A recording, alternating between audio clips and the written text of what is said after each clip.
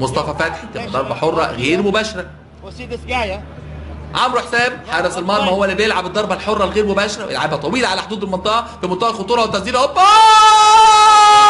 يا سلام يا سلام، احمد جمعه في ليله الجمعه بيسدد ويسجل هدف اول لاتحاد الشرطه. مش ممكن عمرو حسام من حارس المرمى في لمستين اتنين بيسجل اتحاد الشرطه الهدف الاول ليه. هدف اول لاتحاد الشرطه هيحل اللقاء جدا، هيحمل اللقاء جدا جدا جدا. احمد جمعه بيسدد ويسجل. شوف اللعبه من البدايه، عمرو حسام حارس المرمى، وادي واحده طويله لمسه من نانا بوكو على مره واحده بيسدد.